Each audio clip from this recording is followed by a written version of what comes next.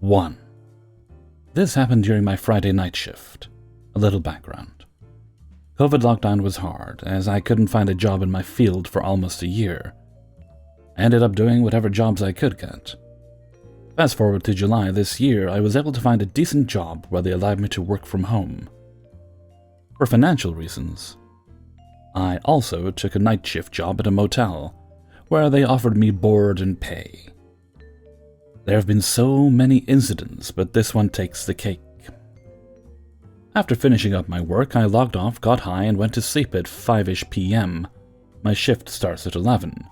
I went for my shift, no rooms left, 4 pending arrivals. I try authorizing cards and cancelling reservations. After trying each of them, 3 rooms left, 1 arrival. At 12:40 a.m., a car arrives. I went to the night window, asked for ID, entered details. I needed a card, so I asked her. Card says, valued customer. I can't accept it. I returned her card, saying I'm unable to read it. I just fucking used it an hour ago. This is my work card, replies the lady. There's one more car parked behind her, which I later learn is her boyfriend. There's no need for rudeness, I'm just doing my job. She seemed like a pain-in-the-ass guest. Anyways, she says she wants to pay cash. Fine. I finished checking her in, went back to the back office, where I was binging some show. Within the next half hour, we're sold out. 1:45 a.m. the bell rings, and it's the same girl. She says she doesn't like the room and wants to switch to a different one. I had none left, which is what I told her. 10 minutes later, she pulls up her car and showed up at the window, giving me the room key back. I want a refund. I already knew it's an hour past, yet to confirm, I checked her info, went back to her to say, it's been an hour since you've checked in. Unfortunately, I can't offer you a full refund. Imagine a 20-ish-year-old Karen. I don't care, that room is nasty. Either give me a different room or I want my money back, or I'm calling the cops. She didn't even let me finish my sentence. At this point, I knew irrespective of what I say or do, you can't deal with crazy. I took the keys, told her I was going to offer a half refund, but you know what, go ahead, call the cops, and went back to my show. She rang the bell twice. I came out again, told her, you're disturbing other guests, and if she doesn't want to call the cops, I will. Cue the insults and threats. Her boyfriend comes to the window.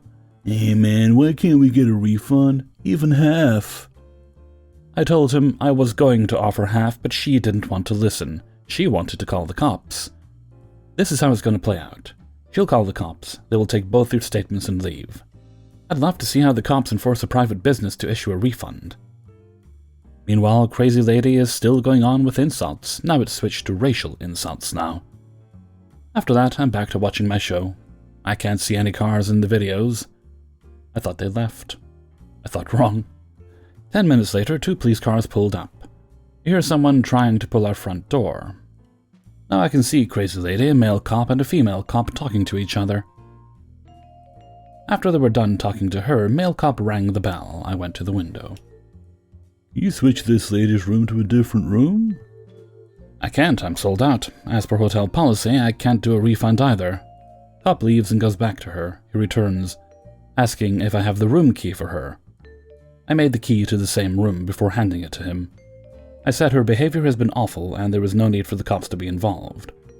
So after all this drama, if she does any damages to the room, we will pursue charges. I hand him her new key. 5 minutes later, I see her car driving around the night window. She hands back the keys and again starts with racial insults and now death threats.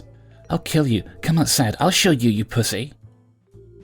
I've had enough of her shit. I took the broom I found, unlocked the door, and she runs back to her car, with same insults.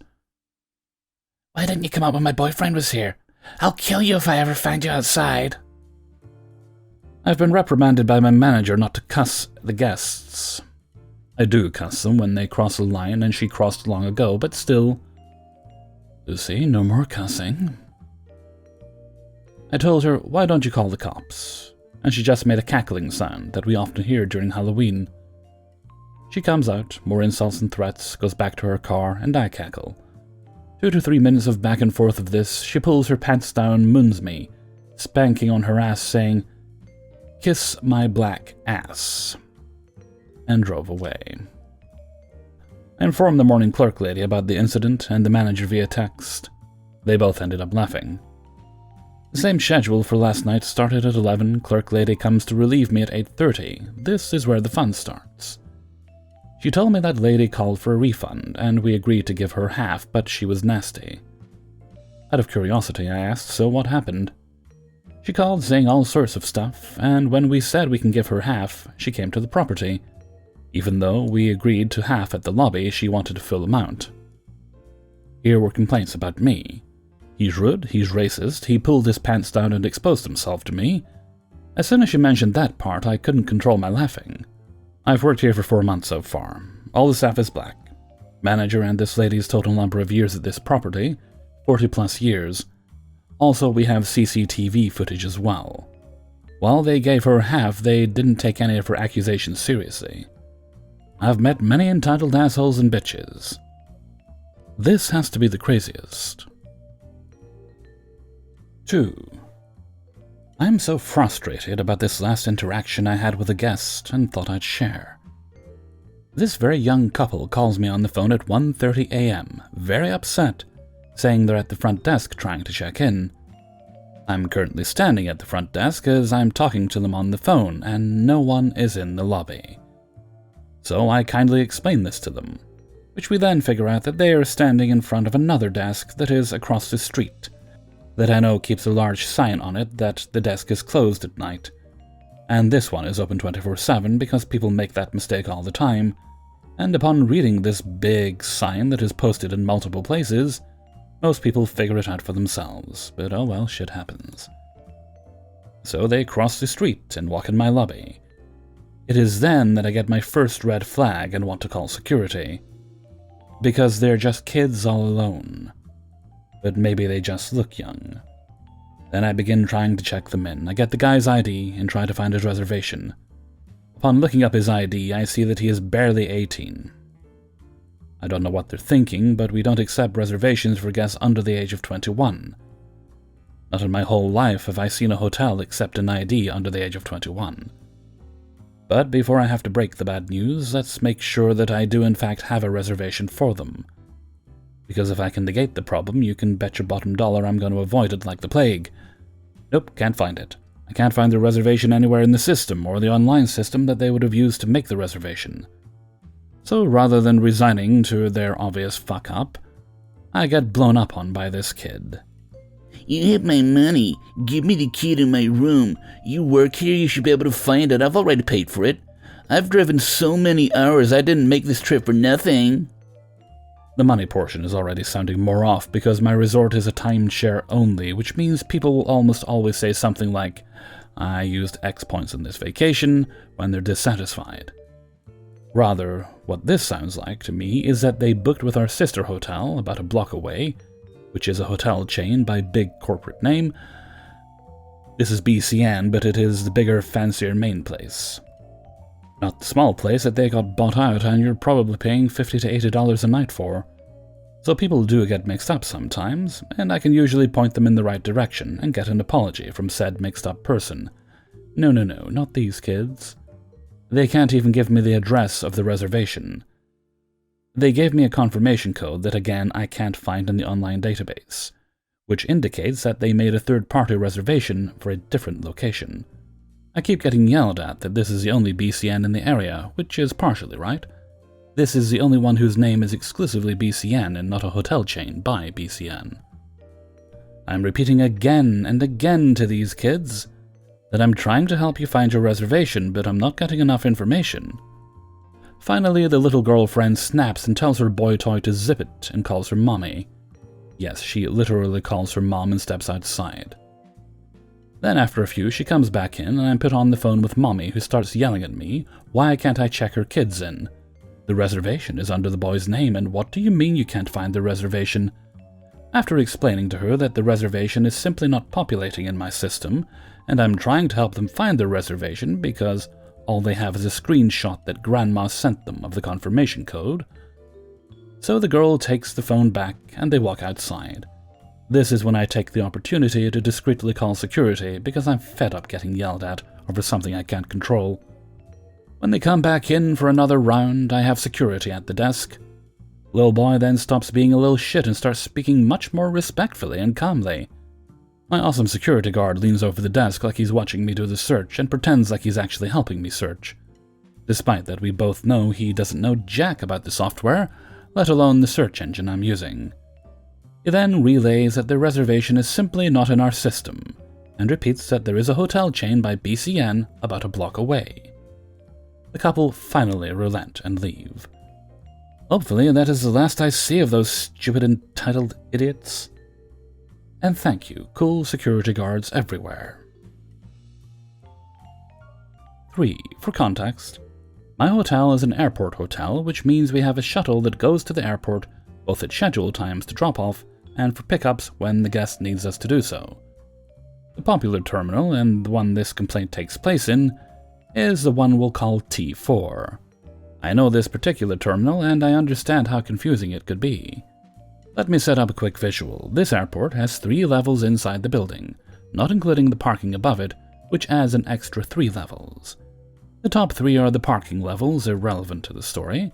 The 3rd level is also irrelevant, but this is where TSA gates are and where the shops, the restaurants, and coffee shops are. I used to work on this level, particularly behind the TSA gates. When you fly in and exit the plane, you come out of one of 4 gates. Now the 2nd level is departures. People are getting dropped off to get into the airport. And baggage check-in. It's basically one long room where the airlines have customer service agents check people in and have them go upstairs. Simple.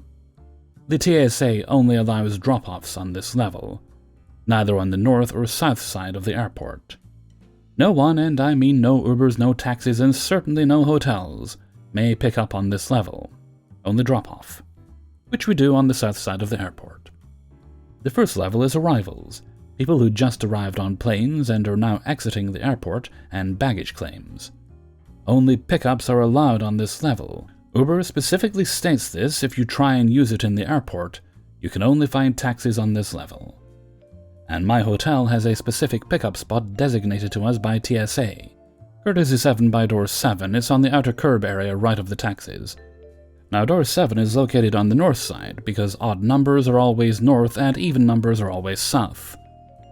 Now that I've confused you, let me tell you another thing about the rental cars and rental car center at the airport. We don't do drop-offs or pickups there simply because we are not allowed to. We are specifically told by our soups to not offer any pickups and drop-offs there, for the sole reason it's too far from the airport for us to feasibly get to and from the airport in a timely manner. We go every 30 minutes, and it takes like 15 to 20 minutes to do a trip to the airport and another 15 minutes to get back. Our pickup and drop-off locations are different, and thus we must have guests give us a call if they need pickup because we physically can't know if they need one. I always include keywords like baggage claim or north side because the normal folk who can read will almost always read the signs which will have those words on them. There are also like 1 million airport employees on every level to help with the illiterate. This particular couple is checked in with us and we're taking their rental car back, which is okay. I always let them know where to go and the usual times and whatnot. I also give them our phone number because for some reason, they always call the reservation line and the CSR transferring the call is almost always annoyed about it. The couple had called me at the rental center asking for a pickup. Odd, I told them they needed to catch a shuttle to the airport to get picked up, and I reminded them where they needed to go because we are not allowed to pick up there. They grumble about it and I remind them again on where to go. Door 7 north of baggage claims, cross to the middle island, blah blah blah. And they hang up. Okay, cool. Getting more calls from other guests who followed my instructions. About 30 minutes later, I get a call from the wonderful couple asking where the shuttle is. I again repeat my instructions, and even include level 1 baggage claims and what our shuttle looks like. The woman on the phone immediately cuts me off and says they have been waiting where the rental car shuttle has dropped them off, on the 2nd level door 24. I ask them to head down to level 1 baggage claims. They claim I said no such thing. You should know this airport. There is no door 7. I'm ashamed to admit it, but I did begin to be curt with our esteemed guests. I was 6 hours in my second 8-hour job. I was awake since like 3 a.m. on 4 hours of sleep, and I did begin to speak rudely, forcibly polite. I told her exactly where she is. Door 24 is on the second level on the south side. We could only pick up on level 1 on the north side door at 7 and baggage claims. Please head down there to catch a taxi to the hotel. They hang up before I can ask them to give me a number I can call to reach them. I am truly sorry for getting curt with the wonderful couple, but after repeating myself so often and getting told I didn't know the airport, I just had enough. But the day moves forward, and so did I. We have more calls from T4, from airline crews we are contracted to pick up for the next couple of hours. Remember that because it's important. I get yet another call. This time they are more upset and their phone has more static asking us where the shuttle is. They are in the correct spot. My manager takes the call as I check in guests. Our shuttle driver is heading to and from the airport, and my manager is trying to figure out where they are. We tell them what the shuttle looks like, and my poor manager has bigger fish to fry and a locked-out guest to help out. I'm stranded with a full house to check in, and the wonderful couple who can't find our shuttle. They once again hang up, and finally take a taxi to our hotel. I just finished checking a whole group of guests trying to make sure I ask them all the important questions. Trying to make sure everyone knows our amenities and our shuttle times. I had not taken one breath before our wonderful couple comes storming in, metaphorical guns blazing. "We have been at the airport for over 2 hours. Why didn't your shuttle pick us up?" "I'm sorry. We have been stuck at the airport and we called you until our phones died. Your shuttle passed us by since 8 p.m. "Were you in the correct pickup? Look, we were at Courtesy 7 under the sign. We saw your shuttle and several other shuttles pass us by." By this point, I'm confused, because we definitely have stopped at T7 Courtesy 7 multiple times for other pickups, and I have no idea how they saw us but didn't get on. My manager at this point was back and was trying to get their attention, but they honed in on me, and my final brain cell died at that very moment because I just kind of stared like a fish at them while they yelled, "This is terrible service," over and over again. The woman would walk away, come back and repeat what she has said, then scream about how terrible this service was, while my poor manager was trying to explain to them that we did indeed pick up at Courtesy 7, and to prove it, we show them the airline crew's sign-in sheet we have. He finally dropped his nice act, and very forcibly explained that yes, we stop and pick up at T4 Courtesy 7, and he apologizes and got them a comped dinner. But they again faced me and asked me about their scheduled shuttle in the morning, and I had helped them change their time to 30 minutes earlier. I thanked them and once again reminded them to arrive at least 5 minutes early because the shuttle leaves directly at their scheduled time. All the while my manager is fuming, and the wonderful couple continue to ignore him, until he asks them if they would like dinner on him. I still have no idea what happened, if I'm totally honest. I'd gotten word that today they missed their scheduled shuttle and had to take their original time, and I should have known the airport better. My bad, guys. 4. Some backstory first. This guest, let's call her Karen, was checked into a room and she did not like the room. Said the carpet was sticky. Alright. So my coworker moves Karen to another room. Mind you, I haven't come on shift yet. This was around 7 p.m. I get on at 11 p.m. I'm now on shift. My coworker informs me the room, let's call it 999, was checked for the sticky carpet. Both housekeeping and management didn't find anything wrong, so they made sure the room was put back to V&R, aka vacant ready. But just to be sure, they also put a 000, aka out of order, but could be used if needed, and I could reduce the rate to room 999. It's about 12:30 a.m. when a couple comes in, super nice and not from the area. They're just being really understanding that I'm sold out, but I offer them the room 999. I tell them it's going to be a reduced rate, but the carpet may have some stains from a previous guest. The couple don't care, they just don't want to drive anymore. And I proceeded to take the room back from the out of order, and check them in. After that, the night is quiet and I'm enjoying the night with some anime on my iPad, after completing all of the tasks and restocking in the marketplace. Until 6:50.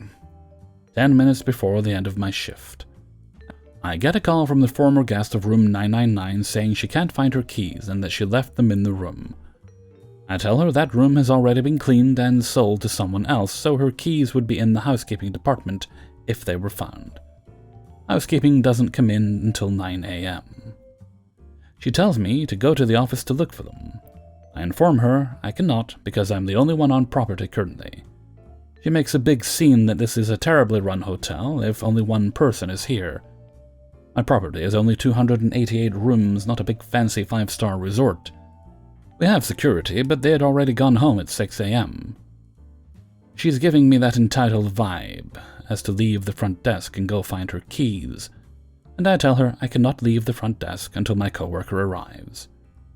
Her husband has now come down and is on the phone with corporate, saying I won't cooperate with them, and not 3 minutes later corporate calls, asking why I'm not helping the guest out.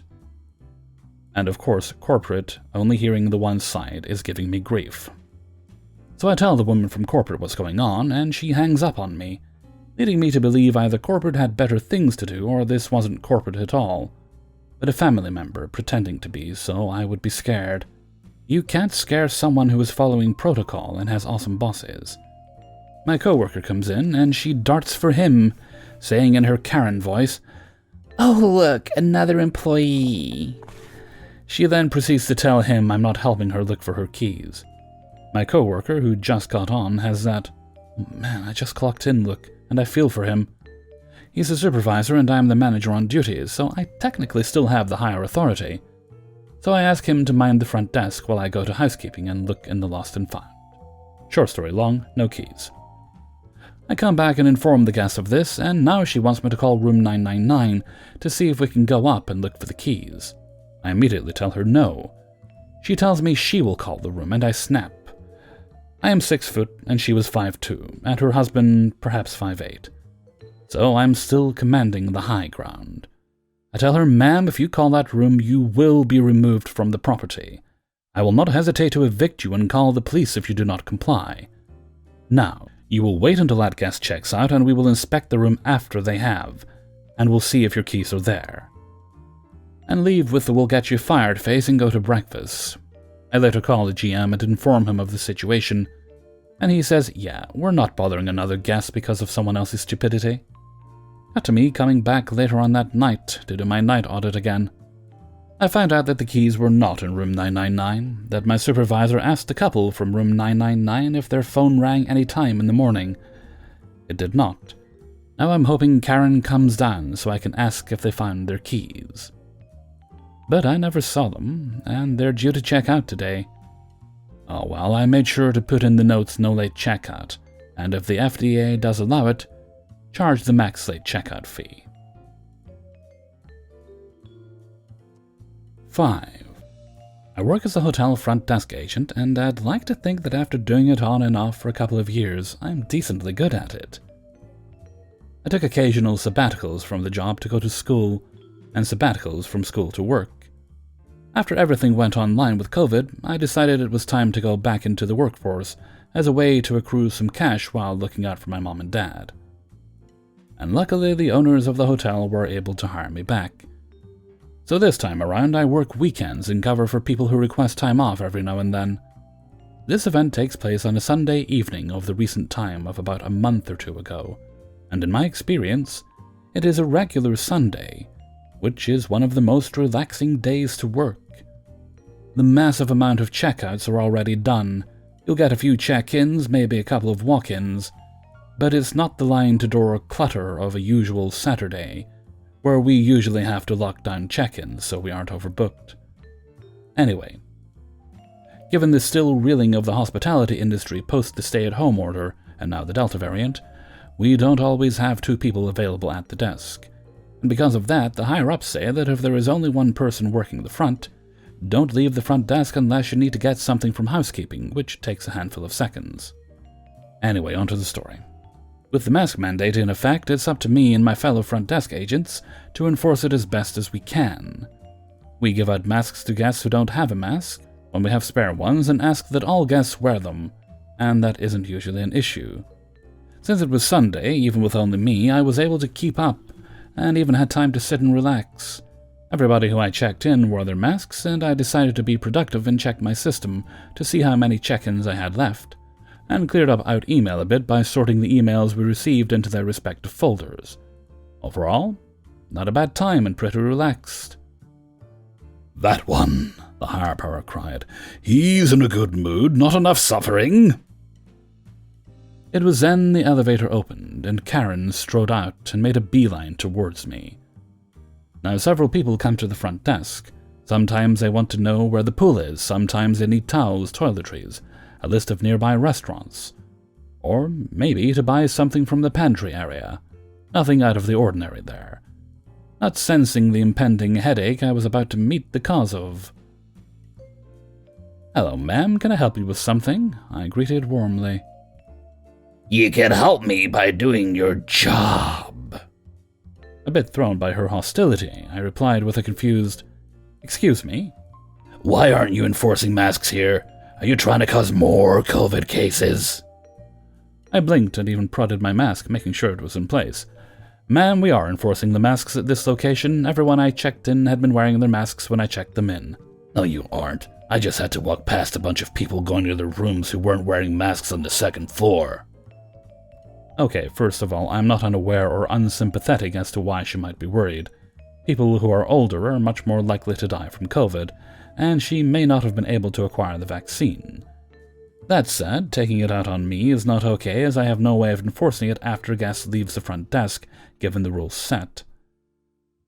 Also, as a side note, there is no place on the second floor to stop and shoot the breeze, as it is literally 2 hallways, one going left and one going right, and a conference that is locked unless reserved by a group for use. But okay, I guess she doesn't understand my limitations, and I don't see any harm in explaining why I really can't do much about the situation. "I'm sorry, ma'am, but I can't go to the second floor, or third floor for that matter, to enforce them to wear their masks while going to their room. I have to stay at the front desk as I am the only agent here. Also, it'd be incredibly unprofessional to hover over guests' shoulders while they go to their room, even if I could." I had to wait 20 minutes before I could leave my room so I didn't catch anything from anyone. I almost shrugged helplessly, but I managed to restrain it since it may have come across as uncaring. "I'm sorry, ma'am, there's really nothing I can do in my position." Apparently that was just not okay to her. So you were trying to spread COVID? You're gonna get me infected, she growled. "Ma'am, I am not trying to cause you or anyone else to catch anything. I really just can't help because I have to stay at the front," I protested calmly. Is there a manager I can speak to? I figuratively placed my head in my hands and screamed, "Not this stereotype." Then again, would I be posting if it wasn't? "As the only one here, I am the acting manager," I said meekly, hoping this could be diffused before my good mood evaporated. And after threats of getting my job, calling her friend who is an inspection officer and having the hotel closed, and threats of bad reviews for me personally, she huffed and went back to her room for the whole stay. My day wasn't ruined, as she wasn't the worst person I had to deal with. She's got nothing on the guy who threw a metal cup at me for his bank taking too long on his deposit, or accused me of being a pedophile for not having towels immediately at the front desk. But a Karen nonetheless. Hey everybody, Hellfreezer here, and thank you very much for listening to Coahw, episode 3000. 75, actually, that's the one it is. 75, not 3000. Got a few more to go yet. Okay, episode 75. And thank you very much to everybody who allowed me to use their stories in this video. If you enjoyed the video, then please do like and subscribe. Comments are also super duper appreciated too. And before we go on, a little shout out goes to the author of the final story, Reddit user YarnFix. Thank you very much for allowing us to use your story, YarnFix. Where are we? What day is this? Oh, it's Tuesday today. Not that that means anything, just observing that it's Tuesday and we're into November now. It doesn't seem like it's been a year since we were last in November. That went by quickly. I wish I could say it was a fun one, but it wasn't. Oh, there's some cool things haven't happened this year, but meh. Right, no birthday shout-outs today, I don't think. I think the next one's the 5th, actually. 5th and the 8th. Yeah, I think that's right. Okay, so we're just going to wrap things up there for now. So until next time. Actually, no, before I go, I don't think I've done it at all this year, have I? I usually I only do it twice a year. I give a shout-out to the Hellfreezer Patreon. There's a link in the description if you would like to support the channel, support me, which is supporting the channel, through the Patreon. You can do it through there. And if you don't want to, well, that's cool too. It just helps buy new equipment and such stuff for the channel. It's not what I live off of, thankfully. So that's my biannual Patreon shout-out, which I've only done once this year. So this year it's just annual. Actually, that reminds me, we're in November now, so that means at the end of this month, around about the 20-something, that will mark 6 years since I started making videos on YouTube. Cool. Okay, and with that, I'm going to head off for now. So until next time, thank you very much for listening, and take very good care of yourselves.